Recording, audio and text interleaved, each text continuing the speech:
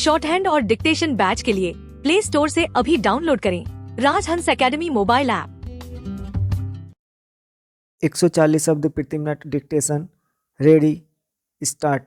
सज्जनों और देवियों, विगत 2 दशकों से मेरा संपर्क जहां तक कार्यालयीन कार्यभार का प्रश्न है, देश के विभिन्न भागों में कार्यरत स्वैच्छिक हिंदी संस्थाओं से रहा है। अतएव आज इस गौरवपूर्ण मंच से संस्थाओं और उनके इर्द गिर्द की बातों पर अपने विचार केंद्रित करूंगा, जहां हिंदी शिक्षण एवं परीक्षा संचालन हिंदी प्रचार प्रसार के सर्वाधिक रचनात्मक कार्यक्रम है, वहीं हिंदीतर क्षेत्र में हिंदी के लिए अनुकूल वातावरण निर्माण भी एक महत्वपूर्ण पहलू है।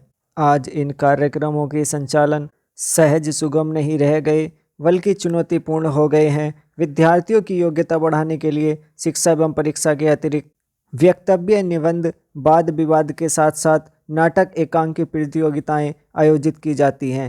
हिंदी शिक्षकों प्रचारकों के लिए शिविर, पुनश्चर्या कार्य शिविर, पुरस्कार योजना जैसे कार्यक्रम आयोजित किए जाते हैं। अनुकूल वातावरण निर्माण के लिए जहां इन कार्यक्रमों को अधिक प्रभावी और परिणामी बनाने की आवश्यकता है, वहीं अन्य प्रभावी कार्यक्रमों की परिकल्पना करनी होगी।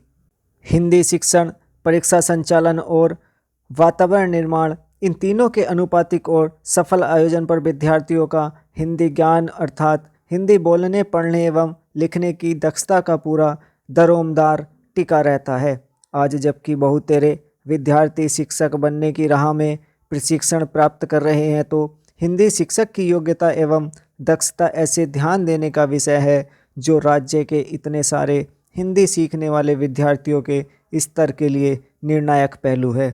यह नकारा नहीं जा सकता कि किसी भी संस्था के लिए उनके प्रचारक ही आधारभूत परिसंपत्तियां होते हैं। प्रचारकों के सत्प्रयास एवं सुकार्य से संस्था की जड़ें मजबूत होती हैं। वास्तव में हिंदी की प्रचार योजनाओं का सफल कार्यान्वयन सभी संबंधित पक्षों के प्रयास के समन्वय से ही संभव है। संस्था के पदाधिकारी, कार्यकर्ता, प्रचारकगण, विद्यार्थी और अंत में किंतु कदापि कम नहीं सरकारी व्यस्तता के तालमेल पर इन सब के कार्यों के उचित समन्वय का प्रयत्न स्वस्थ दृष्टि से निरंतर जारी रहना चाहिए, और यह भी ध्यान रहे कि जाने अनजाने दामन में दाग न लग जाए। चेंज। भारत ग्रामों का देश है और अधिकांश भारतीय जनता ग्रामों में बसती है। नगरों और शहरों के नागरिकों को शिक्षा की कई सुविधाएं प्राप्त हैं। यूँ उन्हें हिंदी पढ़ने के यथेष्ट अवसर उपलब्ध हो जाते हैं।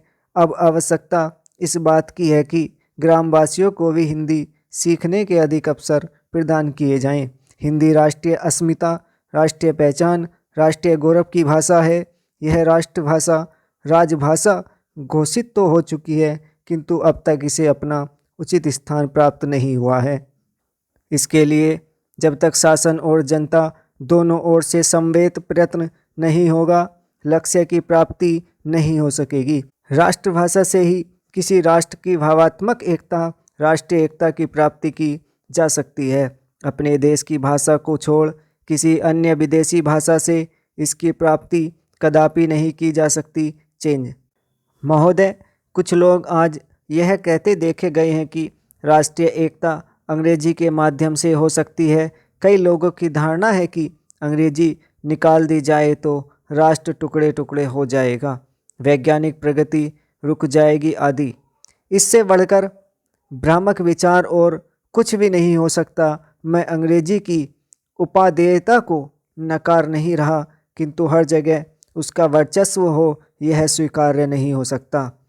किसी देश की भाषा के साथ उस देश की संस्कृति, विचार और मान्यताएं जुड़ी रहती हैं, और उन्हें प्रकट करने के लिए उस देश की भाषा ही सर्व सक्षम होती है। स्वतंत्रता के पूर्व राष्ट्रीय गौरव आम जनता को दृष्टि में रखकर किया जाता था। राष्ट्रीय एकता का अर्थ है करोड़ों भारतीयों की एकता, और यह एकता हिंदी से ही लाई जा सकती है, अंग्रेजी से नहीं। अंग्रेजी को बनाए रखने की नीति मानसिक दासता की द्योतक है। यदि हिंदी और भारतीय भाषाओं के विरुद्ध अंग्रेजी षड्यंत्र को विफल नहीं किया गया, तो जनतंत्र एक मखौल बनकर रह जाएगा। हिंदी और भारतीय भाषाएं तो सहोदराएं हैं, उनमें आपसी कोई विरोध नहीं, उनका विरोध और संघर्ष तो अंग्रेजी के साथ है। स्टॉप।